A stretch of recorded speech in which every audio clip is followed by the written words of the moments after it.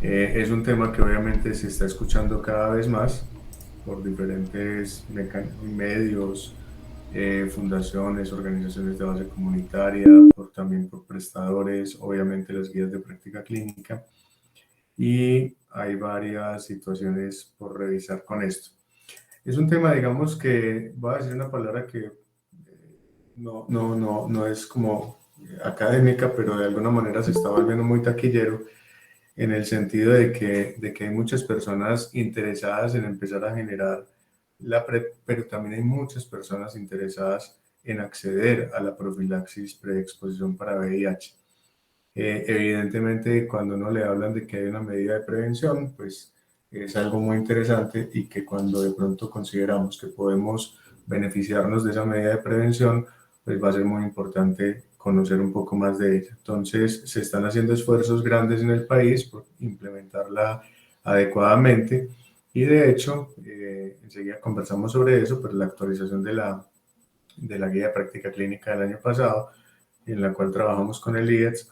Por ahí pusieron que yo era coordinador de la unidad de investigación clínica de la CIP, ya no, eso, yo sí creé esa unidad de investigación, pero ya hace un año no estoy con la CIP, sino que estoy trabajando con el IETS desde hace un año.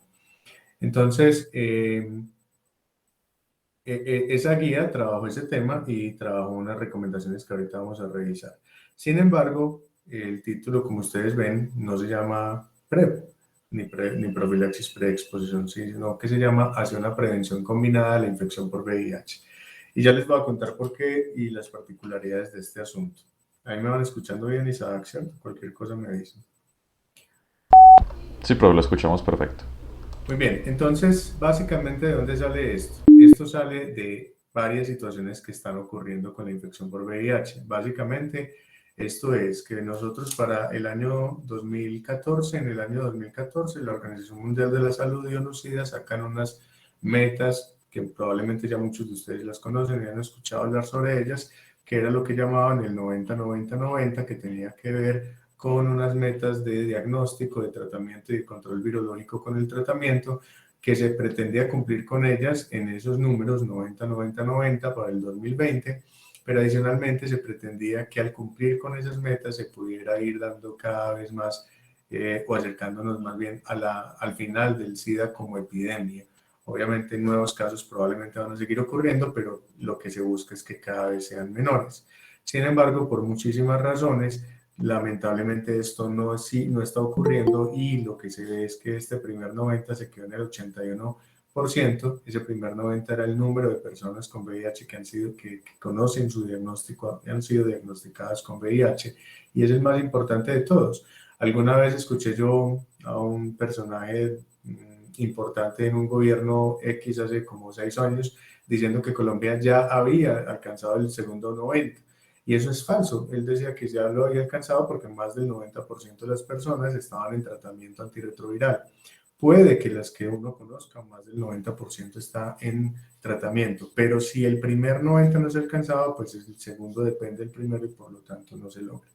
¿Por qué no se ha logrado esto? Por muchas situaciones. Básicamente situaciones relacionadas con inequidades, no solamente en el acceso al cuidado de la salud, sino también inequidades relacionadas con la misma infección, porque lamentablemente, a pesar de que esto ya lo conocemos hace más de 40 años, sigue habiendo situaciones de discriminación y estigmatización muy fuertes hacia las personas viviendo con VIH o hacia las personas que se considera que están en riesgo de adquirir el VIH, y eso hace que muchos de ellos no accedan a un diagnóstico oportuno por temor simplemente a ser estigmatizados, discriminados o incluso violentados.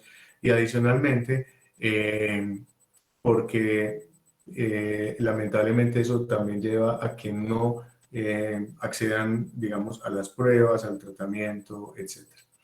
Y a que sigan habiendo casos. Ahorita vamos a hablar un poco de las medidas de prevención y vamos a ver qué es lo más importante de eso realmente.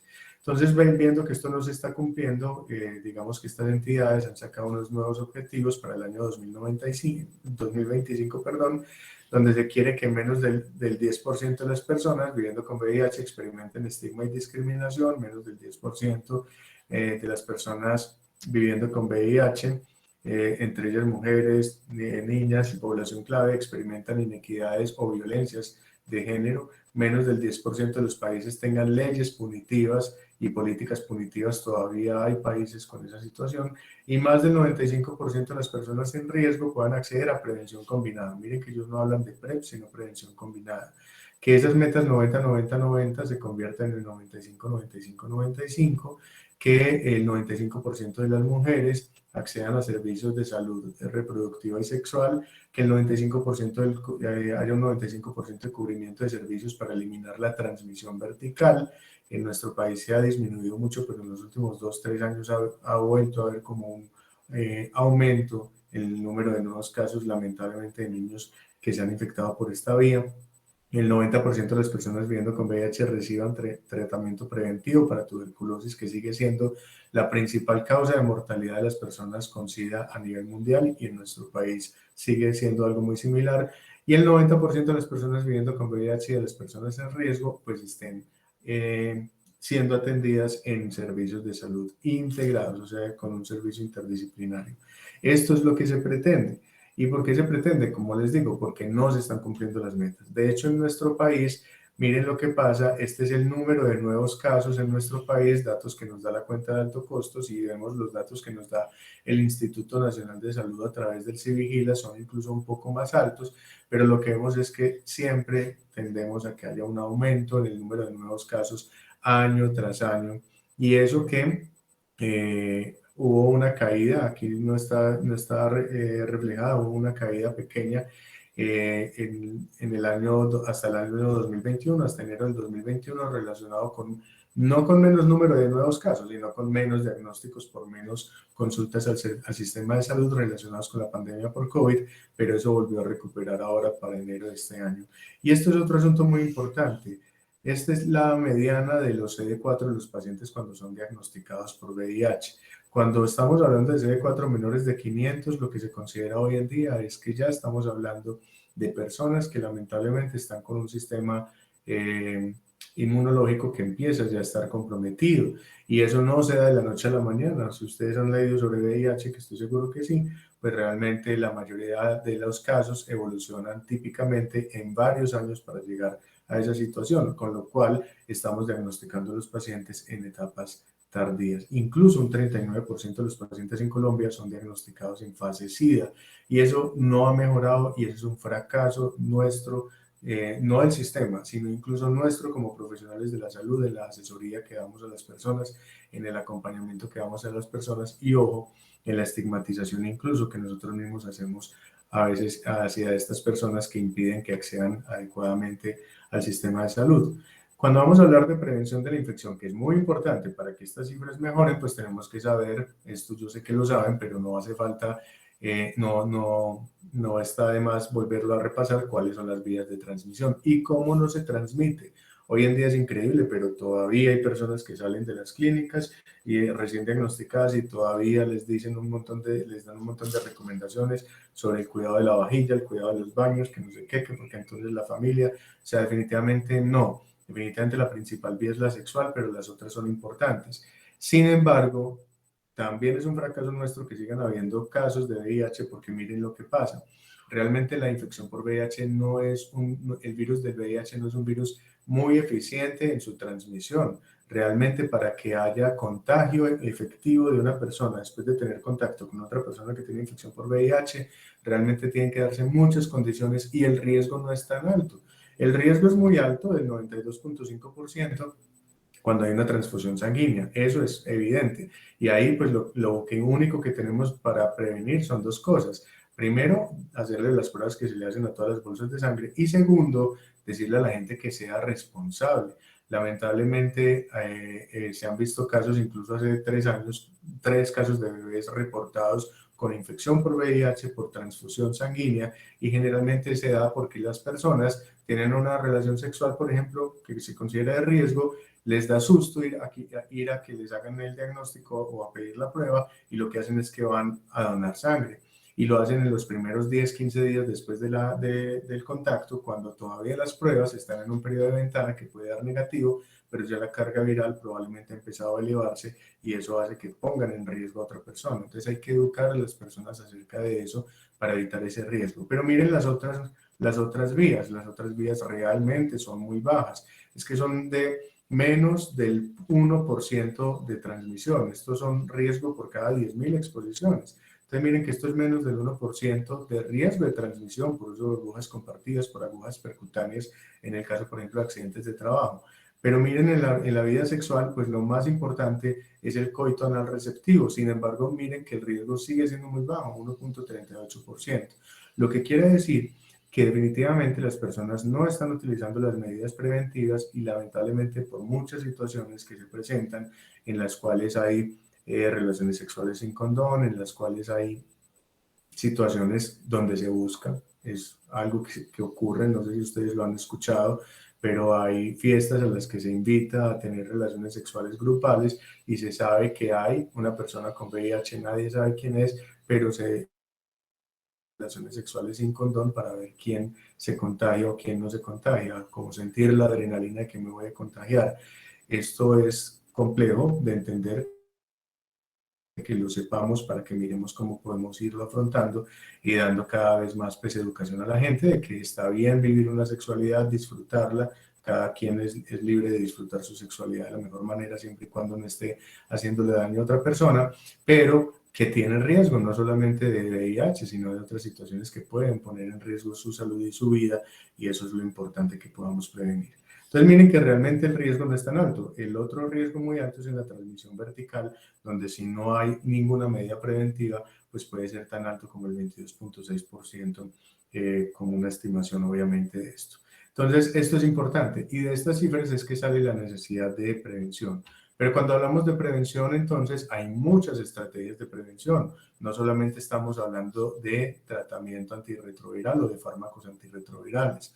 Estamos hablando de cambios en el comportamiento, estamos hablando de la posibilidad de vacunas, que lamentablemente ninguna ha podido ser desarrollada de manera efectiva en estos 40 años y creo que vamos a seguir así por mucho tiempo.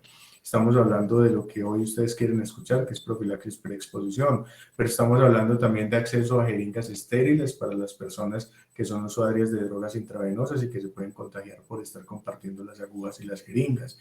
Estamos hablando del tratamiento de otras infecciones de transmisión sexual, de la circuncisión voluntaria para los hombres. Estamos hablando de los condones, estamos hablando de otras formas de entregar los antirretrovirales como anillos vaginales. Estamos hablando de terapia antirretroviral para una persona que vive con VIH y que eso se puede convertir en una forma de prevención muy importante y ya lo vamos a ver. Entonces, como ven, no es la única manera. Y hay diferentes. ¿Efectivas o no? Vamos a ver, pero hay muchas que tenemos que conocer. Obviamente las estrategias comportamentales. Yo en lo que he visto de prevención y en lo que he intentado analizar, creo que definitivamente se puede dar educación, hay que seguir tratando de utilizar medidas de educación e instrumentos educativos que sean eficientes y sean efectivos para que la población nos escuche en general, la comunidad nos escuche. Las redes sociales son una gran herramienta, pero bien utilizada y sabiéndole llegar a la gente, no poniéndole ahí un video de 10 minutos bien aburridor, sino sabiendo utilizarlo como una estrategia comunicativa y publicitaria clave. Pero muchas veces todo lo que es que va a depender finalmente del comportamiento de un individuo, pues es complejo, porque depende del comportamiento, de las creencias, de las percepciones que tenga determinado individuo. Pero a nivel grupal, pues las estrategias comportamentales y de educación nos pueden ir llegando un poco, si el mensaje es claro y es efectivo y es bien enviado, para que haya una educación en el uso de condones, para que de pronto dentro de actividades grupales donde la gente entre pares se escuchen, puedan entender un poco más acerca de cómo cuidarse y cuáles son los riesgos a los que se exponen en ciertos tipos de conductas, sobre todo de tipo sexual, entrevistas motivacionales, sobre todo en estos casos de riesgo de la violencia a la pareja, que es muy importante y que es una vía, lamentablemente, donde se aumenta el riesgo de infección, educación sobre VIH, la gente muchas veces oye hablar de esto, pero no sabe ni bien ni qué es eso, ni de qué se trata, y no solo sobre sino sobre otras infecciones de transmisión sexual y las intervenciones que hablábamos en usuarios de drogas intravenosas. Esta es una medida que hemos escuchado durante muchísimos años. Alguien tiene un micrófono abierto. Esta medida del condón masculino, pues ha sido una medida que hemos escuchado hablar durante muchísimos años y que sabemos que cuando se usa consistentemente y bien utilizado, realmente es muy efectivo. Miren que incluso hay estudios observacionales que con todo el problema de los estudios observacionales nos hablan de que en parejas heterosexuales tiene una efectividad muy alta. El problema es que es que es bien utilizado, o sea, cuántas veces realmente utilizamos bien un condón. Pero si lo utilizáramos bien, realmente sería un medio muy efectivo para prevención, sobre todo en parejas heterosexuales. En hombres que tienen sexo con hombres también es efectivo, no tanto, porque recuerden de todas maneras cuando hay sobre todo coito anal, sobre todo receptivo, pues hay un riesgo mayor y además pues ya hay toda una teoría acerca de receptores y de carga viral, etcétera. Pero esta situación es muy importante tenerla en cuenta. Decirle a la gente que el condón sirve, que incluso se puede tener una sexualidad que se disfrute utilizando el condón. O sea, hay que enseñarle a la gente que utilizar el condón puede ser parte de la práctica sexual y parte del disfrute de la práctica sexual. Bueno, y más hoy en día que ya no es el condón rígido que se vendía hace 30, 40 años, sino que ya hay diferentes tipos y con muchas posibilidades. Pero esto hay que decírselo a la gente. Sigue siendo efectivo incluso para evitar otras infecciones de transmisión sexual o incluso no es un método anticonceptivo muy efectivo, pero ayuda un poco también en ese nivel. Anticoncepción femenina también se ha hablado mucho, sobre todo acerca del condón femenino. No hay estudios, así como el condón masculino, que nos hablen tanto de su efectividad. Teóricamente puede servir, pero es muy importante que se tenga en cuenta que tiene una ventaja y es que depende de la mujer su uso, no como en el condón masculino que depende del hombre. En este caso dependería más de la mujer su uso. Lamentablemente muchas veces no se consiguen, son mucho más costosos y hay una situación, por ejemplo, de inequidad para las mujeres en el acceso al condón desde este punto de vista. Pongo esto del diafragma y todo porque hay gente que todavía cree que algunos métodos de anticoncepción pueden ser también métodos para disminuir el riesgo de infecciones de transmisión sexual, pues definitivamente no, y también hay que explicarle eso a las personas. La anticoncepción hormonal la pongo acá simplemente porque alguna vez se mencionó que los métodos anticonceptivos inyectables aumentaban el riesgo, estaban asociados a un riesgo mayor de infectarse por VIH, como todos los estudios observacionales, cuando no son bien planificados, cuando hay sesgos dentro de la selección de los pacientes, pues se pueden generar asociaciones que son espurias o falsas y eso fue lo que pasó. Entonces es importante que si alguna vez les hablan de eso, que ustedes sepan que eso se ha revisado incluso con revisiones sistemáticas y se ha visto que definitivamente fue una asociación falsa que se encontró en algunos estudios. Es importante que recuerden que si hay una infección de transmisión sexual presente, se aumenta el riesgo porque hay una mayor exposición, porque hay lesiones de la piel, etcétera, y eso puede llevar a que haya un mayor riesgo de infección por VIH. Sin embargo, los estudios paradójicamente no han mostrado que tratar las infecciones de transmisión sexual disminuye el riesgo de VIH, pero sí de otras infecciones. Entonces es importante que sigamos viéndolo como una disminución desde un punto de vista teórico, porque igual los datos que han mostrado que tal vez no ayuden a eso son datos más desde estudios observacionales, algunos ensayos clínicos, pero iguales tampoco son la última palabra, entonces habrá que seguir analizando cuál es la razón, pero que evidentemente hay que seguir intensificando la búsqueda, prevención de otras infecciones de transmisión sexual y su tratamiento, sí que es cierto. Circuncisión masculina lo ponemos aquí porque sí se ha visto en algunos ensayos clínicos que cuando se hace circuncisión masculina, el riesgo de que el hombre circuncidado se infecte, sobre todo cuando las relaciones son entre hombres y mujeres, disminuye muchísimo, disminuye más o menos un 50 o 60%, por lo cual, sobre todo en países donde esto ya tiene, la epidemia es de una carga mucho más alta a nivel de prevalencia y de incidencia, pues se recomienda como una medida. En Colombia se pudiera también recomendar que las personas que puedan acceder a la circuncisión voluntaria pues pregunten por esta posibilidad en sus instituciones prestadoras de salud y en sus aseguradoras, porque es una posibilidad. No se ha visto el mismo efecto en hombres que tienen sexo con hombres y definitivamente no es un método de prevención de VIH para las mujeres, es para el hombre circuncidado. Acá en la relación sexual no hay un método de prevención para las mujeres, para que también tengamos eso claro.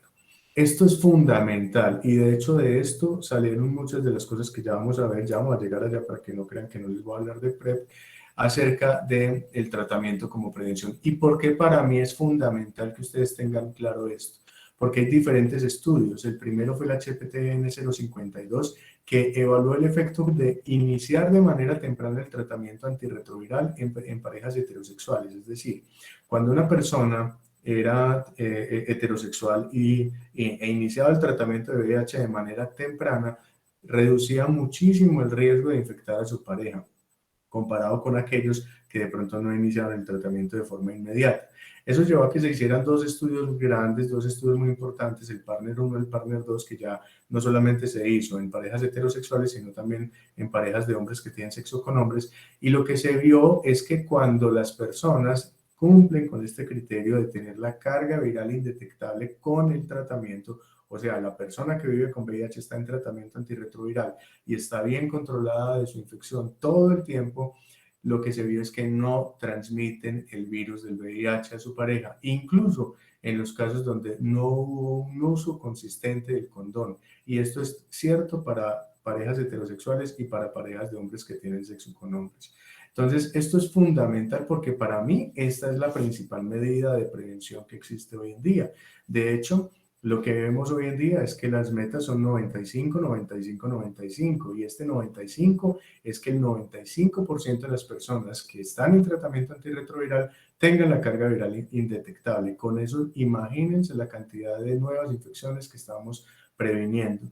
O sea que nuestro foco tiene que ser el de buscar a todas las personas que tengan infección por VIH, acercarlas al sistema, darles la confianza para que consulten y se hagan las pruebas diagnósticas e iniciarles rápidamente un seguimiento y un tratamiento en un programa de atención interdisciplinario que les permita rápidamente llegar a esta meta. Si hacemos eso, en este momento se considera que puede haber una brecha de más de 15.000 personas que andan por ahí en nuestro país con VIH sin saber que tienen la infección por VIH y por lo tanto transmitiendo la infección cuando tengan relaciones sexuales, pues vamos a tener entonces probablemente una forma muy efectiva de prevenir la epidemia y no necesariamente accediendo a fármacos como prevención.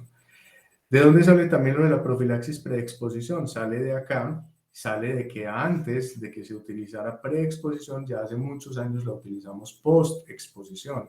Y este postexposición lo utilizamos desde hace muchos años en accidentes de riesgo biológico, tanto ocupacionales como no ocupacionales, es decir, trabajadores de la salud que tienen un accidente en urgencia, se chuzan con una aguja provenida de una persona con VIH, o en situaciones donde yo tengo una relación sexual con una persona que tiene VIH y consulto inmediatamente y antes de 72 horas y lo más idealmente de forma inmediata me inician un tratamiento por un mes con 3 fármacos antirretrovirales. Esa es la diferencia. Acá son 3 fármacos antirretrovirales que le damos a la persona durante un mes para evitar que luego de haber tenido el contagio, el contacto se vaya a contagiar. Esto ha sido muy efectivo también, ha servido muchísimo cuando se hace de manera adecuada y por eso hay protocolos y de hecho en nuestro país hay un protocolo en el cual es de obligatorio cumplimiento y están todas las medidas y las estrategias para poder que los servicios de urgencias cuenten con kits mínimos de prevención no solo de VIH sino de otras infecciones de transmisión sexual o que se pueden contagiar por accidentes de riesgo biológico o ocupacional. Y también para el tratamiento y la atención oportuna a las personas que son víctimas de abuso sexual, lamentablemente. O sea que es muy importante que esto lo conozcamos y que cumplamos con esto para evitar esas situaciones. A raíz de todas estas situaciones es que vienen hablándose desde hace mucho tiempo. Esto es simplemente para hacer énfasis en que la guía de práctica clínica volvió a hablar de profilaxis post-exposición e hizo unas recomendaciones que las pueden encontrar ahí, pero no voy a profundizar en ellas hoy para que hablemos de lo otro. A raíz de todo esto, entonces, es que viene la profilaxis preexposición. Y esa profilaxis preexposición es la que teóricamente se da a personas que se consideran con un riesgo muy alto, que se considera que están permanentemente exponiéndose a un contacto de riesgo para infectarse por VIH y por lo tanto se pretende que con fármacos se les brinde una profilaxis, una prevención para que no se vayan a contagiar. Teóricamente pudieran utilizarse de varias maneras, por vía oral, tópica como gel, por ejemplo, vaginal, o supositorios o anillos intravaginales. No hay vía tópica ni supositorios por vía rectal para esta finalidad. Sin embargo, cuando se han hecho revisiones sistemáticas de literatura, a mí mucha gente me dice, eso es muy efectivo, eso es 100% efectivo, la OMS dice que eso es 100% efectivo. No, falso. Las revisiones sistemáticas de literatura de los estudios que se han hecho han hablado de que disminuye el riesgo en un 70%. O sea, no es 100% efectivo. Entonces, ¿cómo así que es 100% efectivo? ¿O por qué es 70% efectivo? ¿De dónde sale eso? ¿De dónde sale? Pues de todos los estudios que se han hecho, que son muchísimos. Miren todos los estudios que se han hecho. En 2013 sale este estudio que es el CDC Safety Study, donde se comparó utilizar un solo fármaco, tenofovir disoproxil fumarato, de forma diaria versus placebo en una población de hombres que tienen sexo con hombres. En el 2010 había salido un estudio muy grande que era el IPREX, donde se combinaban dos fármacos antirretrovirales, tenofovir disoproxil fumarato con entricitabina, dándolo diario a las personas en una población de hombres que tienen sexo con hombres y mujeres transgénero. El estadio Bangkok Tenofovir Study fue también solo de tenofovir disoproxil fumarato diario, pero este se hizo con usuarios de drogas intravenosas en 2013. Estos son muy importantes, enseguida vamos a ver por qué el FEMPREP, que pues, se publicó los resultados en el 2012 y se dio tenofovir disoproxil fumarato con entricitabina diario, pero a una población de mujeres. El estudio Partners PrEP Study comparó tanto la forma de dos fármacos antirretrovirales como uno solo, de forma diaria versus placebo, en parejas heterosexuales serodiscordantes, es decir, parejas donde una de las personas tenía VIH y su pareja estable no tenía VIH. El estudio Partners PrEP Continuation es un estudio donde se comparó, ya que se vio que definitivamente ambas eran más efectivas que el placebo, entonces se comparó entre ellas de forma diaria en esa misma población de parejas heterosexuales. El TDF2 comparó tenofovir entricitabina diario versus placebo en hombres y mujeres heterosexuales. El Voice Study, que se publicó en 2015, es un estudio que comparó tenofovir y tenofovir entricitabina versus placebo, y aquí también se incluyó el tenofovir gel versus placebo, pero gel vaginal solo en mujeres. El estudio West African Safety Study solo fue en mujeres y comparó tenofovir diario con placebo.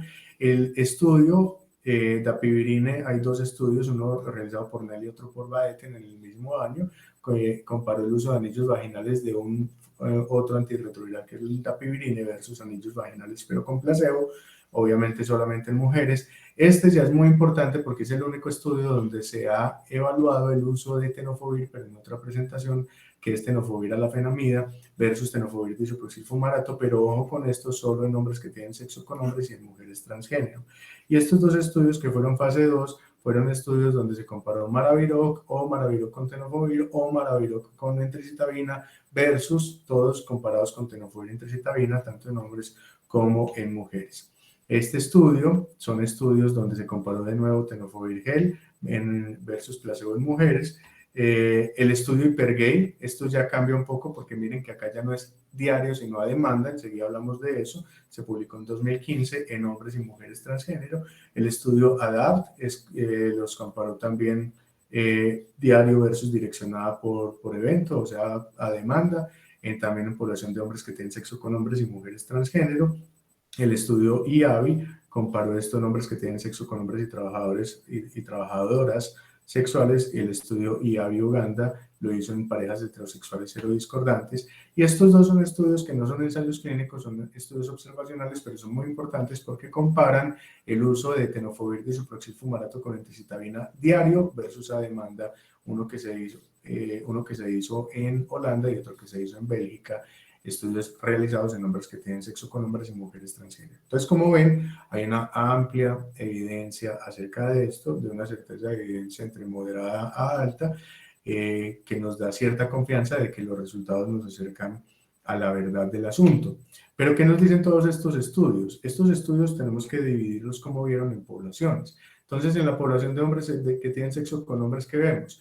Que lo único que mostró efectividad para disminuir la incidencia de VIH fue el uso de tenofovir entricitabina diario versus placebo y de tenofovir entricitabina a demanda versus placebo. O sea, en esta población, dar tenofovir disoproxil fumarato entricitabina tanto diario como a demanda versus placebo fue efectivo para disminuir la incidencia de VIH. Y cuando se comparó en esta población el uso de TAF versus tenofovir disoproxil fumarato, pues fue igual. Entonces, desde ese punto de vista, uno pudiera decir que TAF también disminuye la incidencia de VIH. Sin embargo, el uso de tenofovir solo no fue efectivo, fue igual que placebo.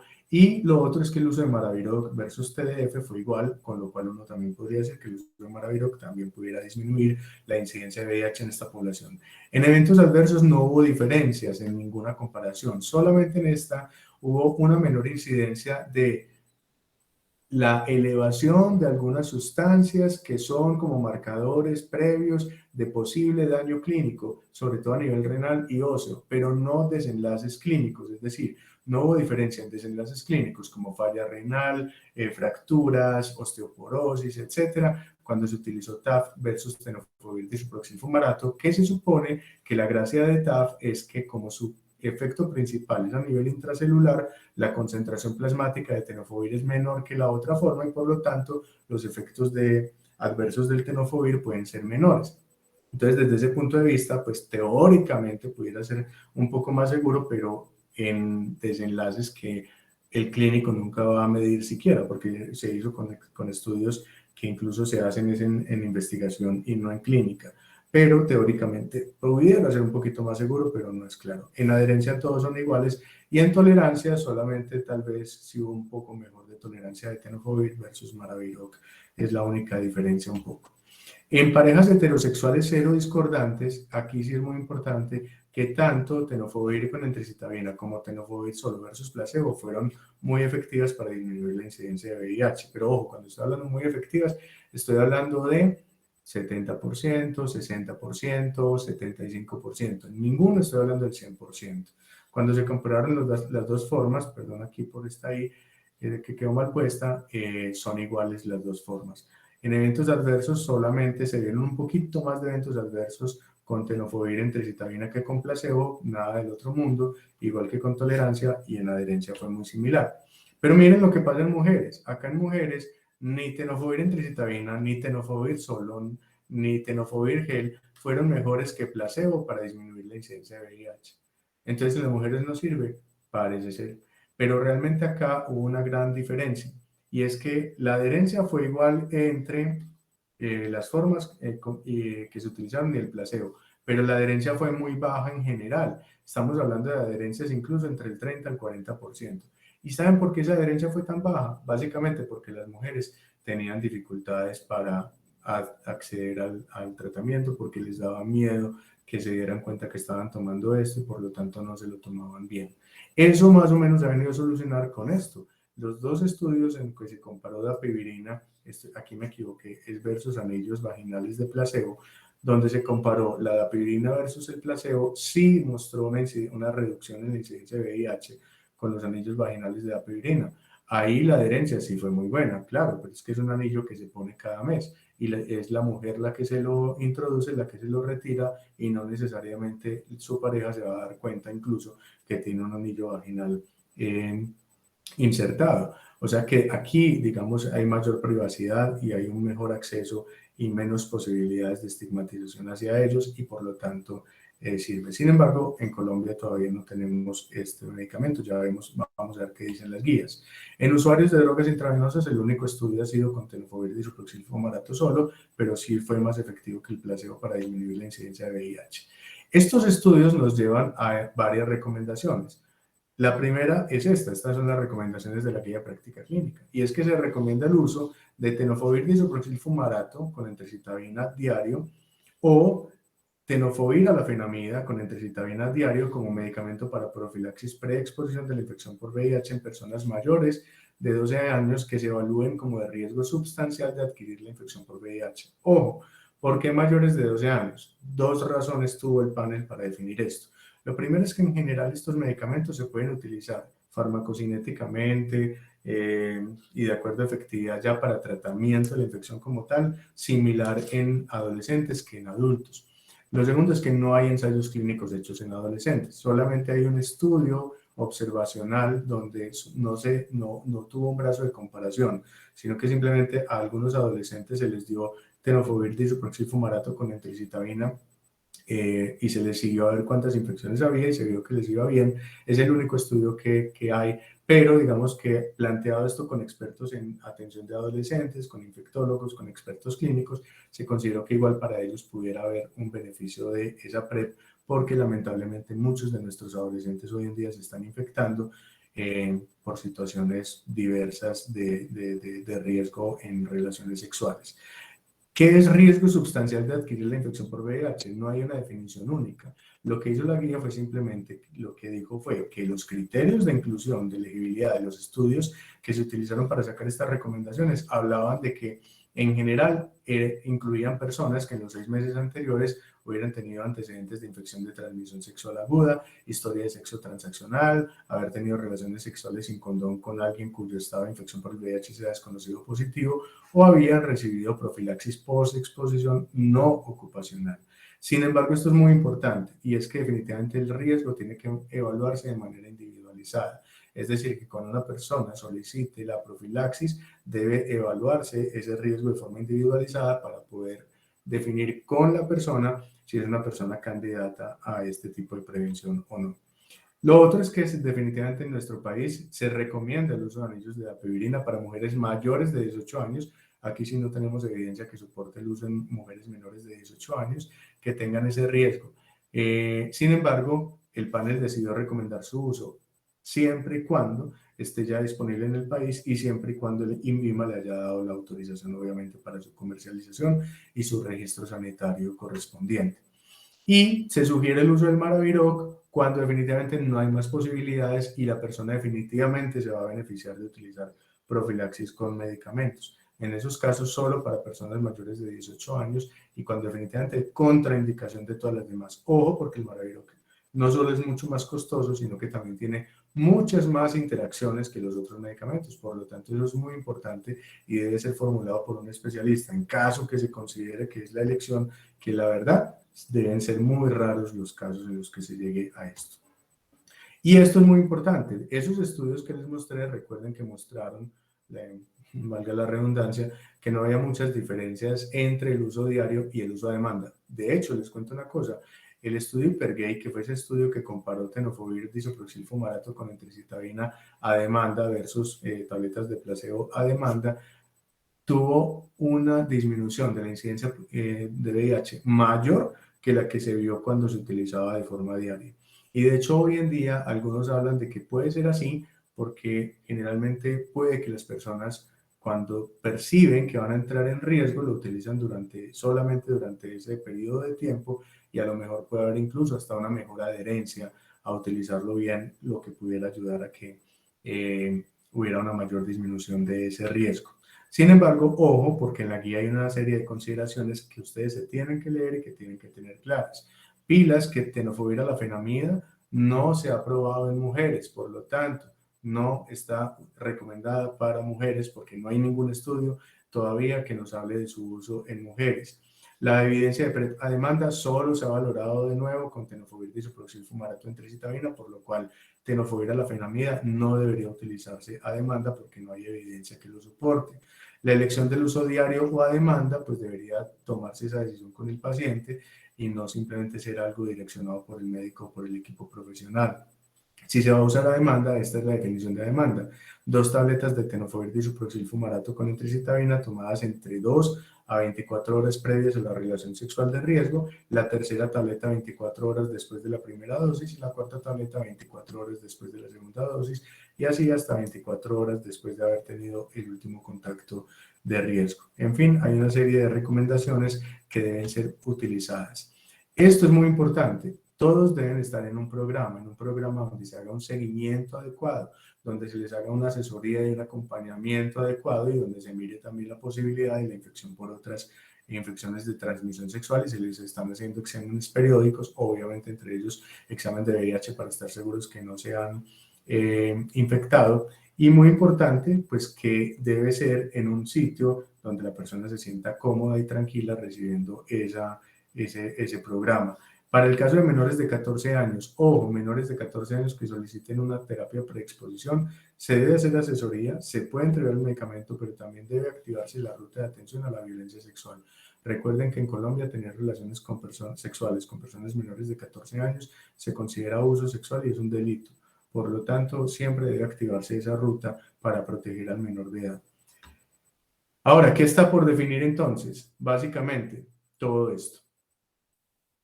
¿qué tipo de educación tenemos que dar? Los profesionales, cuáles son y qué educación le debemos dar a los profesionales para que formulen esta profilaxis adecuadamente, qué educación debemos darle a la comunidad, cómo se va a entregar esto, cuál es el rol de las farmacias y de las instituciones prestadoras de salud. Hasta ahora yo solamente conozco una IPS, que es la IPS Sura, que está montando un programa alrededor de esto. Las demás creo que todavía no tienen un programa formalmente creado. Las organizaciones de base comunitaria y nos han ayudado a fomentar y a hablar mucho de este tema. Sin embargo, lamentablemente ellos no son instituciones prestadoras de salud y por lo tanto pudieran estar teniendo problemas si empiezan a formularlo, por ejemplo, desde la fundación.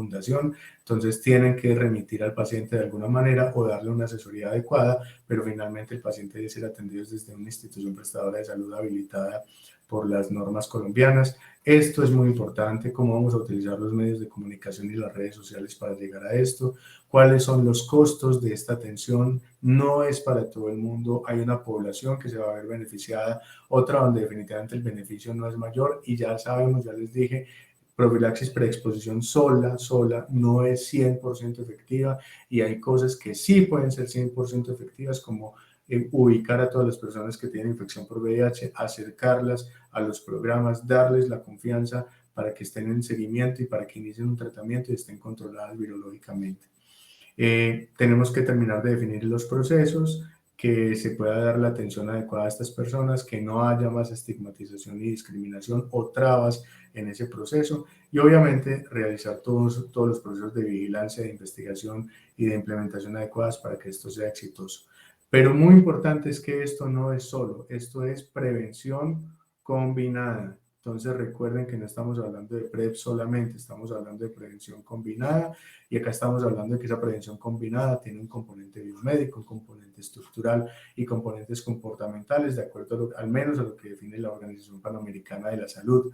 Y en este caso, todas estas intervenciones deberían estar dentro de estos programas de prevención combinada, que es parecido pues a lo que ya les mencioné previamente, pero todos debemos conocerlos para que realmente lleguemos a ser exitosos con las medidas de prevención y no simplemente tiremos a la basura una muy buena estrategia que no es 100% efectiva, pero que es muy buena de una prevención con medicamentos y la tiremos a la basura porque no la estamos acompañando de forma adecuada de un programa de prevención combinada como tiene que ser.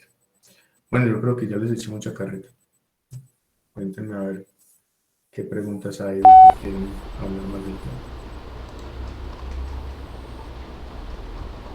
Espectacular esta revisión de tema, profe. Me parece muy interesante. Yo tengo varias preguntas, pero antes me gustaría saber si los chicos tienen una pregunta. Dale, Mateo. Buenas tardes, profe, ¿cómo está? ¿Cómo te va? Bien, bien. Pues primero agradecerle un montón por, por la presentación, muy completa, muy bacana. Y la pregunta que yo tenía era que sí he escuchado en varias ocasiones que cuando las personas tienen, pues presentan como muchos adversos con el tenofovir, el de primera generación, se me olvida siempre el nombre. El disoproxil fumarate. Epa, ese. Pueden solicitar a cambio a la fenamida, pero según lo que usted muestra, realmente no hay evidencia que muestre que el tenofovir a la fenamida es superior, pues como clínicamente, o que se asocia a menos desenlaces pues adversos en los pacientes. No sé si eso sea de pronto como una conclusión sacada de estudios más enfocados a tratamiento que a prevención, o de dónde surge esa recomendación, o realmente no es una recomendación como válida. No, es que mira, hay una cosa importante. Sí hay estudios que comparan los dos en prevención, que fue los que les estuve pues como mostrando ahí que el Discover, sobre todo que el Discover que fue el que los comparó. La cosa es que los principales o efectos adversos del tenofovir como molécula se están dando a nivel renal y a nivel óseo. Entonces, a nivel renal, con tenofovir se ha visto que hay una mayor incidencia de síndrome de Fanconi y en algunos casos de insuficiencia renal aguda. Y a nivel óseo se ha visto que hay una mayor actividad de los osteoclastos, hay una mayor resorción ósea que pudiera llevar, y en algunos casos se han visto casos clínicos, sobre todo en pacientes ya que están en tratamiento, de osteopenia y de osteoporosis. En esos casos pudiera ser ideal evaluar la posibilidad que el paciente reciba tenofovir a la fenamida, porque ahí es es la ventaja del tenofovir a la fenamida, es que disminuye la incidencia de esos eventos adversos de esos dos tipos, que es lo que mostró el estudio de Discovery, pero el estudio no lo mostró con efectos clínicos como fracturas, insuficiencia renal o síndrome de Fanconi, sino por ejemplo midiendo la beta 2 microglobulina, unas cosas de ese tipo, donde se medían era como desenlaces pues como muy por allá de laboratorio que hablaban de que potencialmente disminuían el efecto, pero no necesariamente en una forma clínica. Ahora bien, por tolerancia tal vez no sería la indicación, porque por tolerancia es a la molécula del tenofovir, independiente que sea disoproxilfumarato o sea la fenamida. Entonces, por tolerancia, pues ya cuando es como por ejemplo que molestias gastrointestinales, que me da mareo, que me da dolor de cabeza, que eso no es frecuente con el tenofovir, realmente tal vez habría que mirar otro tipo de situaciones, de pronto los excipientes también del medicamento, hay diferentes marcas o lo que está ocurriendo. Entonces, no necesariamente tendría que ser esa la indicación del cambio. ¿Listo? Si la persona tiene un riesgo ya de insuficiencia renal o de osteoporosis y necesita iniciar PrEP, pues tal vez en ese caso sea mejor iniciarle PrEP con tenofovir a la fenamida que con la forma de isoproxilfumab. Listo, profe, muchas gracias. Con gusto, Mateo. ¿Otras preguntas, chicos?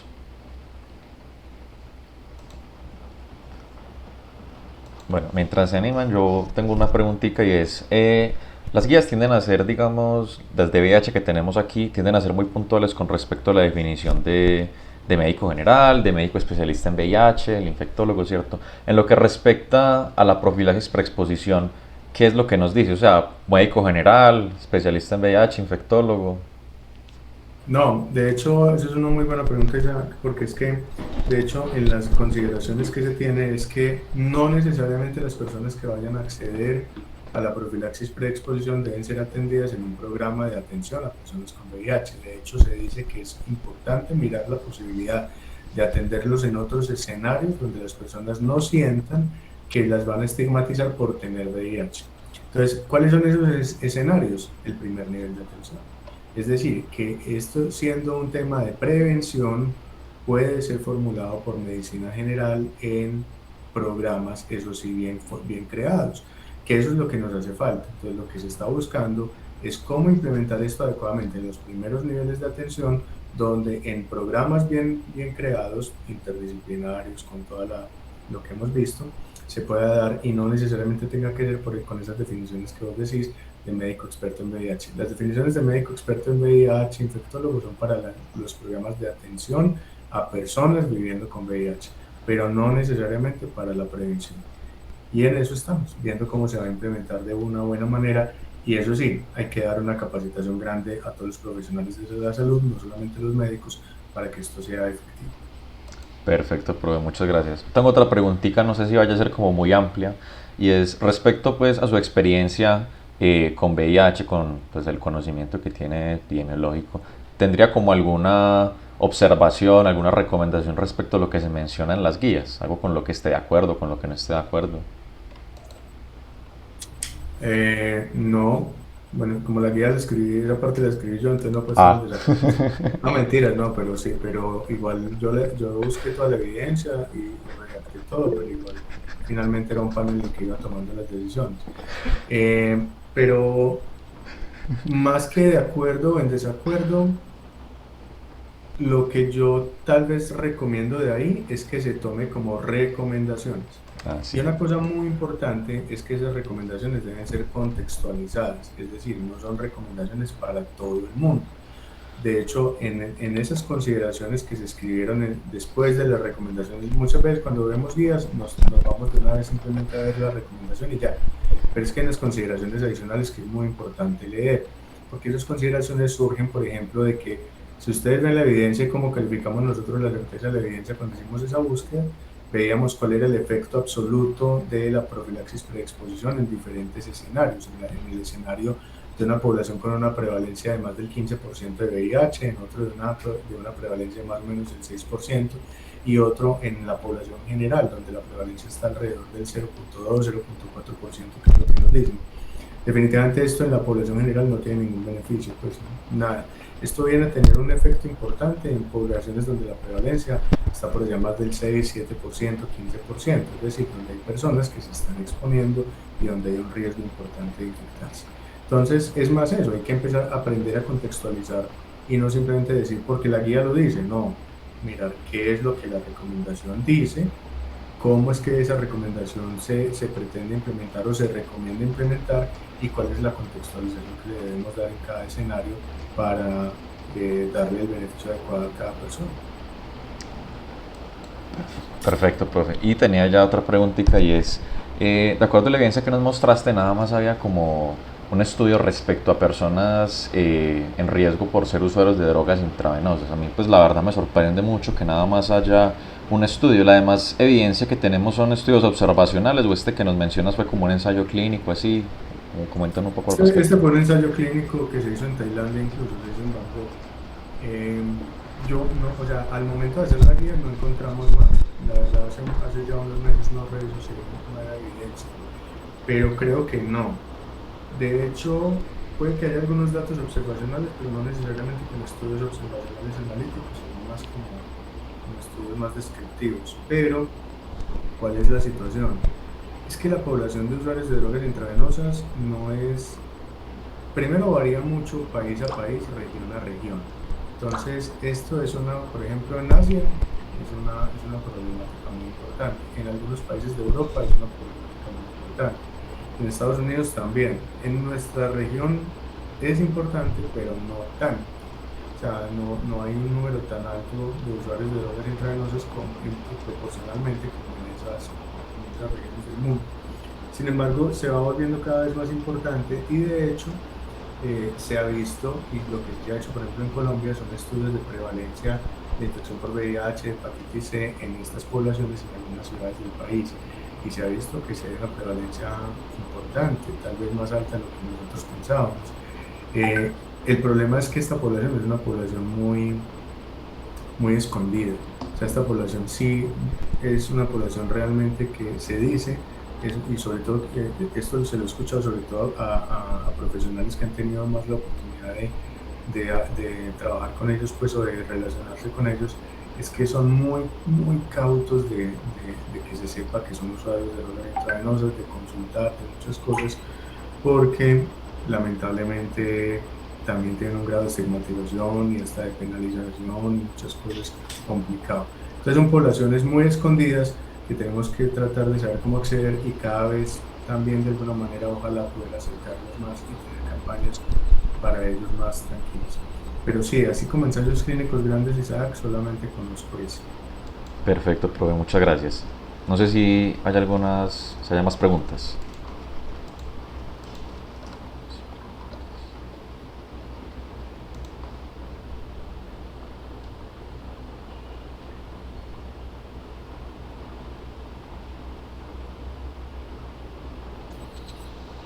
O los dejé en shock, o no les gustó, o alguna cosa.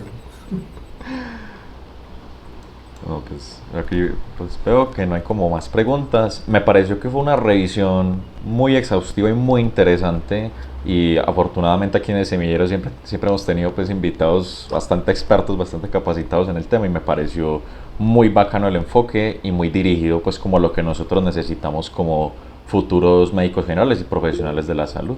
Entonces, muchas gracias. Mateo, ¿qué vas a comentar? No, pues finalmente reconocer que esta nueva guía del año pasado es supremamente completa y nos da muchas pautas, es como responsabilidad de nosotros ya revisarla. Una última pregunta chiquita, profe, que le quería hacer es, me llega el paciente con motivo de consulta de que quiere empezar profilaxis, preexposición, le hago pues como todos esos laboratorios iniciales, pero ¿cómo tomar la decisión de recomendarle el esquema diario o recomendarle el esquema de demanda? ¿O le tengo que hablar de los dos esquemas o es como preferencia del paciente? No, depende de qué tan frecuentes sean sus exposiciones de riesgo, Mateo, se supone que es muy basado en eso. Pues sí depende mucho de la preferencia del paciente y de la selección, pero también ahí podemos entrar a recomendar. O sea, si es una persona, por decir algo, es un hombre joven que dice, es que yo escuché de esto, pero yo no quiero tomarla diaria, pues o yo no considero que yo tenga relaciones sexuales tan frecuentes, sino que a veces hay por ahí un fin de semana que salgo y me voy para una fiesta, me voy para un bar swinger, algo así, y allá tengo relaciones sexuales, a veces sin condón, a veces con desconocidos, pero eso no es tan frecuente, es ocasional, pues tal vez en ese caso sería mejor decirles listo, entonces para ti probablemente sea mejor una opción a demanda y cuando veas que vas a salir, pues más bien empezarla a tomar de esa manera. Pero si por ejemplo ya es una persona que sí lo hace frecuentemente, o es un trabajador o una trabajadora sexual, por ejemplo, o que su pareja tiene VIH y son parejas serodiscordantes, pues en ese caso probablemente sea mejor diario. Entonces es eso, es como el contexto que se le da a cada persona y por eso debería ser siempre individualizado. Vale, profe, gracias. Bueno, yo sí les quería decir una cosa, con lo que dice Mateo de la guía. La verdad, siéntanse muy orgullosos de esa guía. O sea, no, ahí sí no lo voy a decir porque yo había trabajado en ella, pero sí, el esfuerzo que hizo el IEDS, el ministerio y todos los profesionales, la CIN también que estuvo ahí, todos los infectólogos que estuvieron. La verdad es que metodológicamente es una guía muy bien hecha. O sea, es de lo mejor que hay en guías de VIH en el mundo, estoy seguro. El gran problema que tiene esa guía para que no la reconozcan a nivel mundial es que está en español y el español no existe para los países de habla inglesa o para Europa o para otros continentes. Pero si esta guía la trabajaran más desde el punto de vista de traducirla incluso y quedara como referencia, estoy muy seguro que sería referencia para muchísimos países en el mundo. Entonces siéntanse orgullosos y acá en Colombia se pueden hacer cosas de alta calidad, no solamente guías, sino estudios, más toda la atención nuestra que es de alta calidad, estoy seguro, para beneficio de la gente. Muchísimas gracias, profe. Muy valioso ese comentario final, parece súper importante.